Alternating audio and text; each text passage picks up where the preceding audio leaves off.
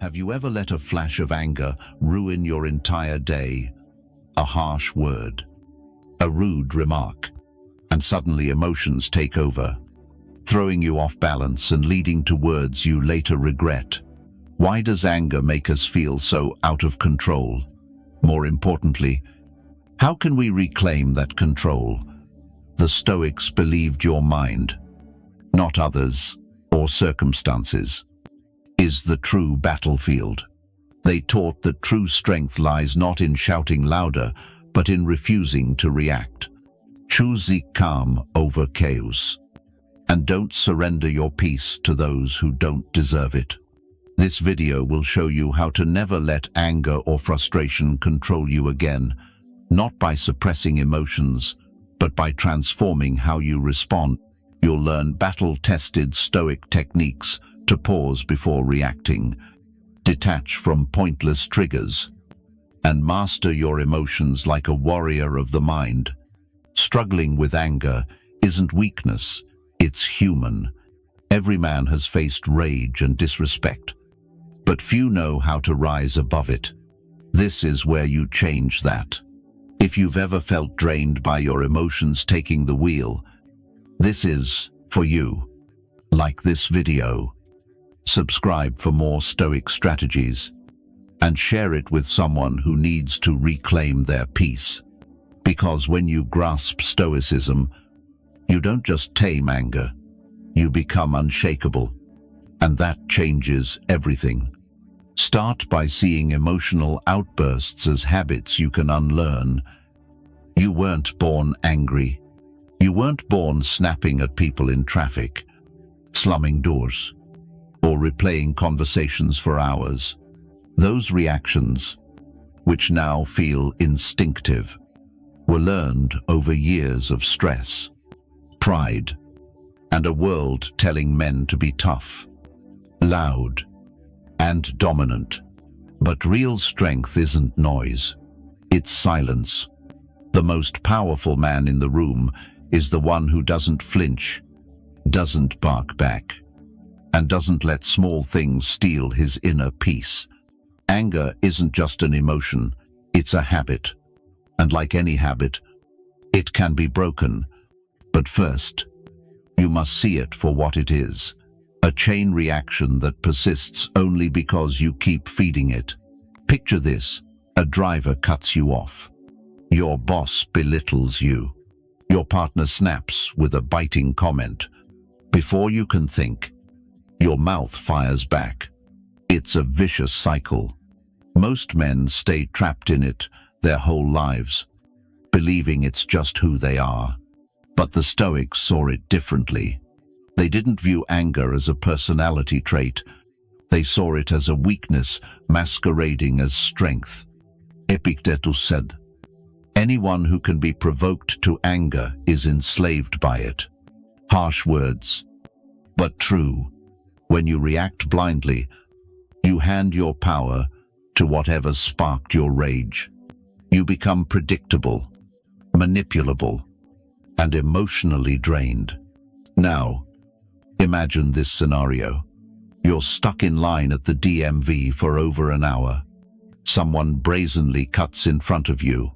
Anger surges your chest, tightens, jaw clenches, and you're ready to snap. That moment is your battlefield. You can fight the same old losing battle, or you can pause and ask one simple question: will anger make this better? You already know the answer. You've lost your temper before. What did it gain you? More stress, regret, and distance from the man you're striving to be. This is where Stoicism shifts everything. You don't need to bottle up emotions. You need to step outside them. Observe them like clouds passing across the sky.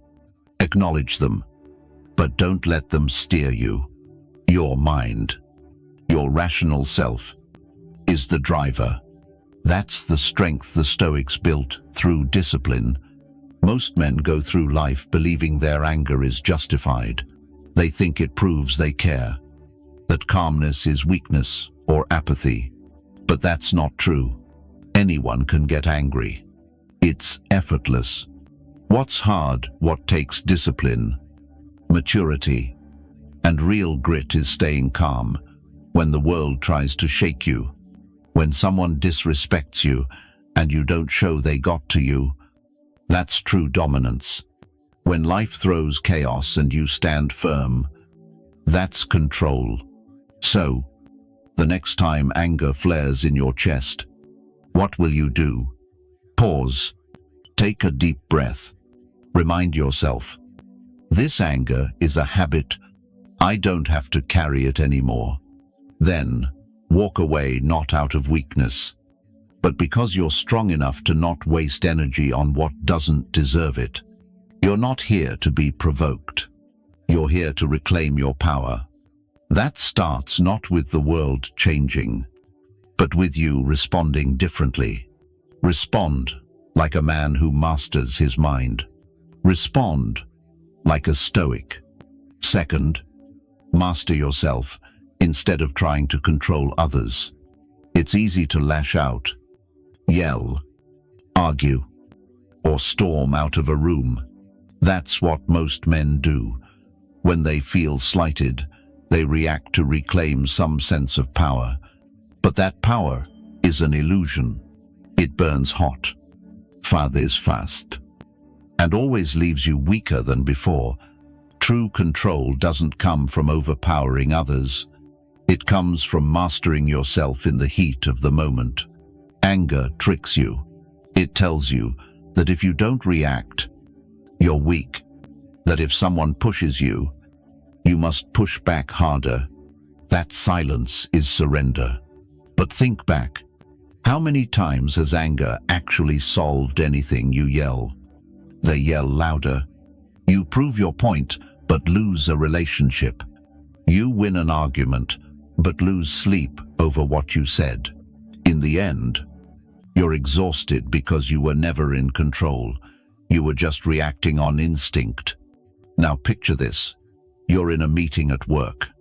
Your manager unfairly criticizes your idea in front of the team, even arrogantly. You feel the heat of anger rising. Every part of you wants to fight back, defend your honor, shut down the critique. But something stops you. A voice inside says, if I snap back now, it'll only get worse. So you pause, breathe, and say, thanks for the feedback. I'll consider it. Then you move on. Later, in private, you address it with clarity, not emotion. That's self-mastery. That's power. That's Stoicism. Marcus Aurelius said, you have power over your mind, not outside events. Realize this, and you will find strength. The Stoics didn't believe in letting the ego lead. They believed in controlled responses, clarity over chaos. They understood what many men still don't. Trying to control others is a losing game. What you can control, always, is how you choose to show up. Many men think silence is weakness, that walking away strips their manhood. But recall the last time someone lost their temper in front of you. Did you respect them more? Or did they lose credibility? Anger shouts, but respect whispers. When you stay calm in the face of provocation, you become untouchable. And that unsettles others far more than shouting ever could. The Stoic's path doesn't mean you never speak up. It means you choose when and how to speak on your terms, not anger's. When you learn to delay your reaction, letting emotions settle before acting, you create space. And in that space, you find wisdom. You make clear a decision. You preserve your dignity. The next time someone disrespects you, don't take the bait. They may act petty, but you stand tall, not out of fear, but because you choose not to be swept into their storm. You rise above it, not for them, but for you. That's true control. It's not about who gets the last word, but who keeps their calm to the end. Start today. Don't try to control the room. Control your breath, your words, your expression, your energy. You'll walk away from every conflict with something most men never have: untarnished dignity. And that's a victory no one can take from you. Third, build calmness like a muscle through daily practice. You can't expect to stay calm in chaos if you've never practiced stillness. This is where most men miss the mark. They wait until they're angry, insulted, or overwhelmed to try controlling themselves. But emotional strength isn't something you can summon on command. It must be forged, cultivated. It's built in quiet moments when no one's watching. Just as your body doesn't get strong without regular exercise, your mind won't stand firm under pressure without daily training. Mastering yourself isn't a switch you flip, it's a skill you hone. Imagine a man who's never lifted weights stepping into a gym and trying to bench 300 pounds. He'll fail. Your emotions are the same. If you haven't practiced pausing, breathing, and sitting with discomfort instead of reacting instantly, the first time life hits hard, you'll crumble.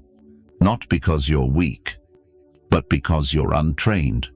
Now, picture coming home after a long day. Your kid spills juice on your laptop. Your instinct to snap kicks in. But something's different. You've trained for this. Instead of exploding, you pause, breathe, and say, "Let's clean it up." That moment feels small, but it's not. It's a rep. It's strength in action. And that practice will carry you through far bigger storms. Stoicism isn't a philosophy for monks on mountaintops. It's built for real life, for soldiers, leaders, workers, fathers, men, surrounded by pressure, noise, and conflict. It teaches that peace doesn't come from isolation, but from training your mind to hold steady in the storm. And that training starts with the smallest things. Wake up early to reflect. Journal your thoughts before bed.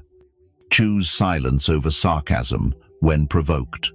These aren't empty rituals. They're workouts for your soul. Most men make the mistake of waiting for a challenge to prove they're calm. But that's not how it works. You must prepare beforehand. Build habits to sharpen focus. Deepen your breath. Heighten awareness. Because when pressure hits, you don't rise to the occasion. You fall to the level of your training. The Stoics understood this. Marcus Aurelius journaled daily about what triggered him, challenged him, and how to respond better tomorrow. Not because he was weak, but because he wanted to be stronger. Epictetus, once a slave, taught that discipline starts not with grand gestures, but with mastering daily thoughts and emotions. They practiced calmness as a habit, not a fleeting response. If you want to stop being the man who loses control when things go wrong, become the man who prepares before they do. Sit with discomfort instead of seeking distraction. Notice your breath when you want to lash out. Reflect for 5 minutes at day's end. These aren't small acts. They're your emotional weightlifting. No one is born a stoic, and no one wakes up with perfect self-control. But the man who persists, repeats, and trains becomes unshakable. That calmness is built like anything else through effort, practice, and time. Don't wait for the world to test you. Challenge yourself daily, because the man who trains his mind in stillness will triumph when the noise arrives. Fourth, let go of what doesn't serve you. You've planned your day perfectly. You wake early, hit the gym, get work done, and feel in control. Then traffic jams hit. Someone cancels a meeting last minute. Your boss piles on unexpected tasks. Your plans unravel, and frustration surges. That tightness in your chest, that burning in your throat, it's not just the events. It's your resistance to them. You're not angry because things changed. You're angry because you expected them to stay the same. But the world doesn't care about your schedule. Life doesn't ask permission to shift course. The more you cling to how you want things to be, the more you suffer. That's not weakness, it's attachment. Unchecked attachment becomes a trap. A man who needs everything to go right to stay calm will never know peace. Letting go isn't giving up. It's recognizing what's not worth holding on to. It's learning to distinguish between what you can control and what you can't, no matter how tightly you grip. The Stoics understood this best. They didn't waste energy on traffic, rude people, or shifting plans. They saved it for what they could shape: their character, their thoughts, their reactions. So when something upends your day, don't react instantly. Step back. Ask yourself, is this in my control? If not, don't fuel it with your attention. Let it pass like a bad storm. You're not ignoring it. You're choosing not to drown in it. That's not denial. It's discipline. Many men think control means forcing everything to bend to their will. But true control is adaptability. Power isn't making the world obey you. It's staying calm when it doesn't. So Stoicism isn't passive. It's precise. It doesn't mean you stop caring. It means you stop wasting energy on what you can't change. That shift unlocks strength for what truly matters. Picture yourself in a parking lot. A stranger backs into your car, leaving a dent, then shrugs it off like it's nothing. You want to explode, demand justice. But after the initial wave of anger, you pause. You ask, will getting mad undo the dent? Will it make them care? No. So you handle the paperwork. Stay calm. You preserve your energy. And you drive away not just with a dented bumper, but with your dignity intact. That's how you act. That's victory. Not because you let them off, but because you didn't lose anything beyond a piece of metal. They didn't take your peace, your sleep, or your strength. You kept those because you let go of what wasn't worth holding. The Stoic strength isn't loud. It doesn't cling, it releases. And in that release lies true control. Start asking yourself more often, is this worth carrying in my mind? If not, drop it. The man who chooses what to carry and what to leave behind doesn't rage at every storm. He walks through the chaos with clarity, calm, and unshaken resolve. Fifth, turn conflict into a test of personal strength. You can't avoid conflict, not while you're alive. Working, connecting with others, or building something meaningful. Someone will challenge you, misunderstand you, disrespect you, or push your limits. That's life. But most men react to conflict emotionally. They see it as a threat to their pride, a moment to win or prove something. They tense up, raise their voice, and try to dominate. But in doing so, they miss the true nature of conflict. It's not a threat to your power, it's a mirror reflecting it. Conflict reveals where you still lack control, where your ego still pulls the strings. The Stoics saw every confrontation, every insult, every injustice, not as a problem, but as a chance to practice. They believed life keeps giving you opportunities to train your mind by refusing to be dragged down by the noise. Imagine you're at a hardware store checkout. You're patiently waiting when someone behind you cuts in, waving their receipt and demanding service first. They're loud. Eyes are on you. Your heart races. Jaw tightens, ready to erupt. But you don't. Instead, you step back inwardly. You ask, what's really at stake here? My time, my pride, or my inner peace? And in that moment, you choose not to sink to their level but to rise above it all. That's not weakness, it's controlled strength. Many men think staying calm means surrendering, that not reacting lets others walk over you, but letting emotions run you, that's losing control. The Stoic doesn't dodge conflict. He just doesn't let it steer him. He speaks when needed, but not with the fire of anger. He speaks with clarity because he knows the worst thing isn't being disrespected, it's stooping to match that disrespect.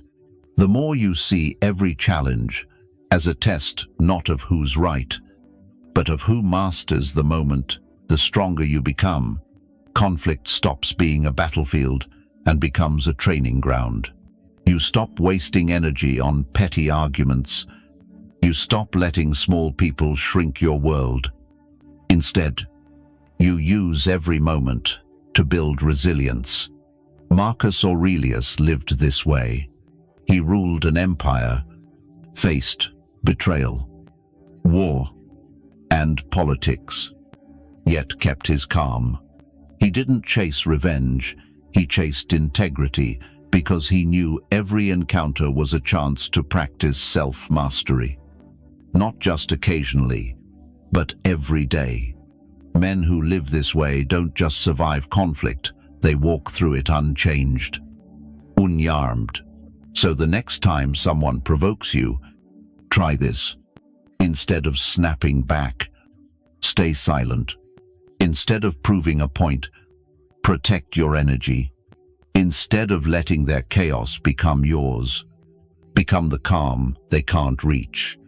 Not to show off, not to be liked, but because you've trained yourself to rise above what doesn't deserve to bring you down. You're not here to react to every insult. You're here to sharpen your character. And every moment of conflict is a chance to do that. Respond with mastery. That's how you win. And each time you do, you prove something greater than dominance. You prove you've mastered the toughest battlefield yourself. Sixth, live in the present. Because it's your imagination that fuels your anger. It's not the moment that angers you, but your mind racing 10 steps ahead or dwelling 10 steps behind. You're not mad about what someone said, but about what it means, what might happen next, what it says about you, or what you should have said back. That noise in your head, that's the root of most of your suffering.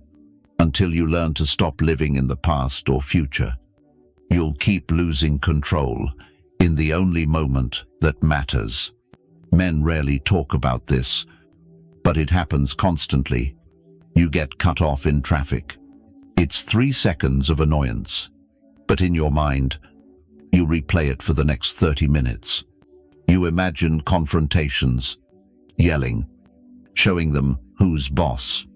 You carry that weight into your next call, your next meeting, even your dinner table.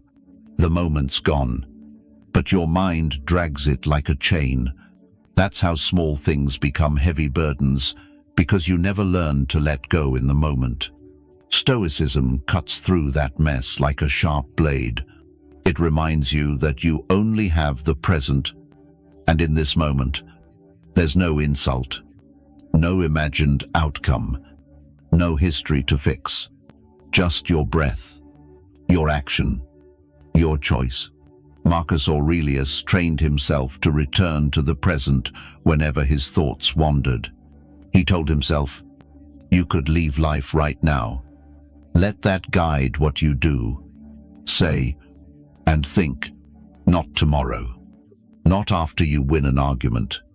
Right now, the trap is believing your thoughts are truth. Just because you think it doesn't make it real. Most of what you react to isn't real. It's imagination. The Stoics knew an unchecked mind is the source of unnecessary suffering.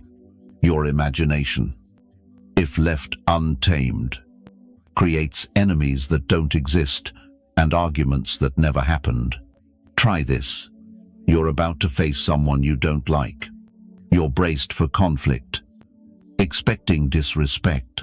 That tension isn't from their words, it's from the future you've built in your head. Pause. Return to the now. They might say something rude, or they might not. Either way, you'll handle it better with a clear mind than a cluttered one. That's why mindfulness isn't just spiritual fluff. It's a tactical edge. It keeps your head sharp when instinct craves chaos. You don't need to meditate for hours to get it. Just notice your breath, your posture, the sounds around you, the feel of your feet on the ground. Each time your mind spins stories, pull it back. Train it like a muscle to stay here. Now, when you do, you stop overreacting to things that haven't happened. You stop reliving what you can't change. You stop rehearsing what doesn't need saying. You start responding not from anxiety, not from fear, but from presence. That's where your calm lives. That's where your strength resides.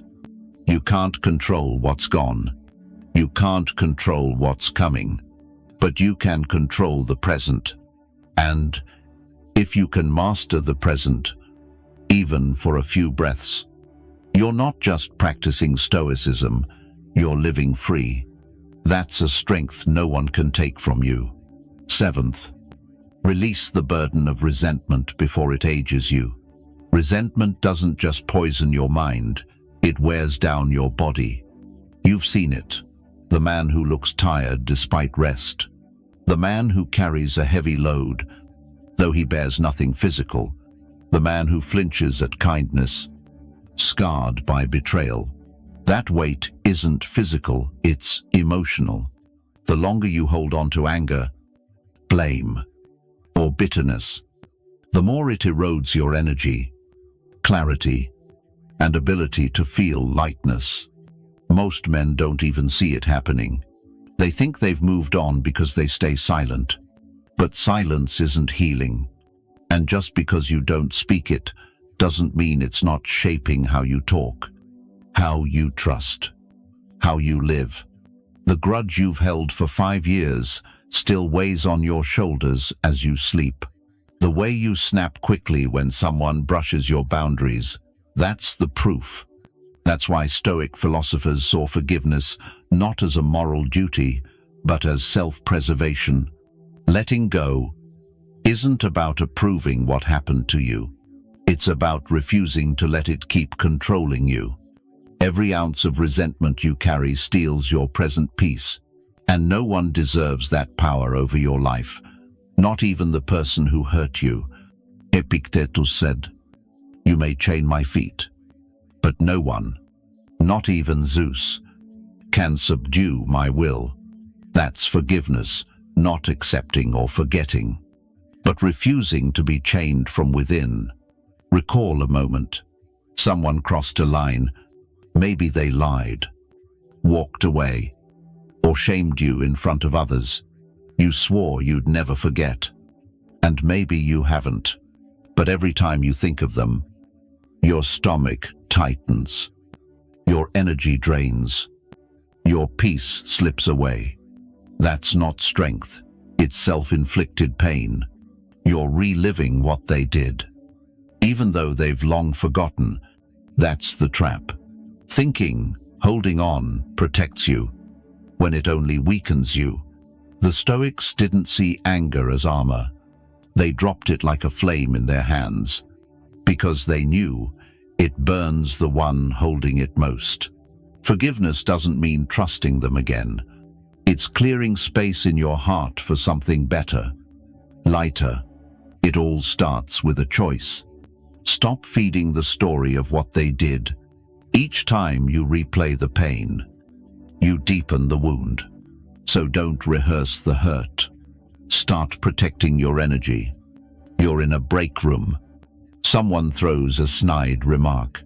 You know it's a cheap shot. You could fire back. You could carry it home. Tell your friend about it. Let it spin in your mind until midnight.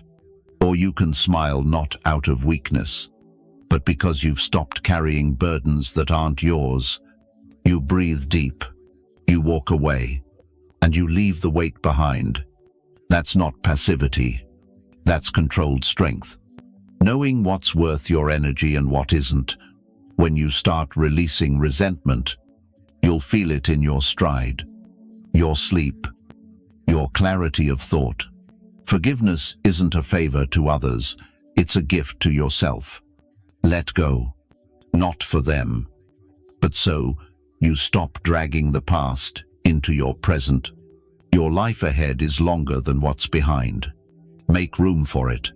The man who lives lightly walks faster, breathes deeper, and lives free. You can be that man if you're ready to release the weight. Pause for a second before reacting. That changes everything. It happens faster than you think. A single comment, a tone, a careless remark, and you're halfway to raising your voice or slamming a door. By the time you realize you're angry, the reaction's already taken over. That's how most men live, on autopilot, triggered by the outside, pulled by inner tension. But what if that fleeting moment between spark and flame is where you seize control? Stoicism begins in the stillness, the gap between what happens and how you choose to act next. That's the real battlefield, not the argument or the insult. The true fight is in that breath, that tiny moment where you choose, do I react like always, or respond like the man I want to be? Most don't notice that gap. Emotions outrun awareness. But once you see it, you realize how much power you have and how much you've given away. Imagine you're at home. Your teenage son talks back, his tone and look cutting deep. You're ready to snap, but something holds you back. You take a breath and say, I'll respond in a moment. That act is power, not silence from fear, but deliberate restraint. You've just broken a cycle that repeats in millions of homes, and now you're forging a new one. The mistake is thinking that not reacting fast means losing respect. That hesitation is weakness. But those 2 seconds give you clarity. You give your brain time to process, decide, prepare. That's what the Stoics trained for, not the absence of emotion, but mastery of timing.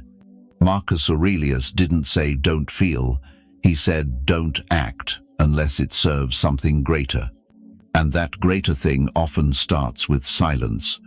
We live in a world that demands quick reactions, reply to texts instantly, hit back immediately, defend yourself on the spot. But emotional discipline isn't about speed, it's about precision. Saying the right thing at the right time with the right tone. And you can't do that if adrenaline's calling the shots. You need to pause, breathe, name the emotion before it becomes something you regret. No need for years of meditation, just one choice. When pressure hits, pause. Tell yourself, I don't need to react yet. Step into another room. Take 10 deep breaths. Ask, what outcome do I want then? And only then, speak or act not from ego, but from will. The Stoic man isn't cold. He's clear, not slow, but steady. He doesn't suppress emotion, he directs it. Because in that moment of stillness, he sees more clearly. He sees consequences. He sees opportunities. and he steps into both with a steady hand. From now on, treat every tense moment as your training ground. When your heart races, face flushes, fists clench, don't act yet. Let the moment settle. Then decide how to master it. Because the man who masters the pause doesn't just win arguments, he wins himself.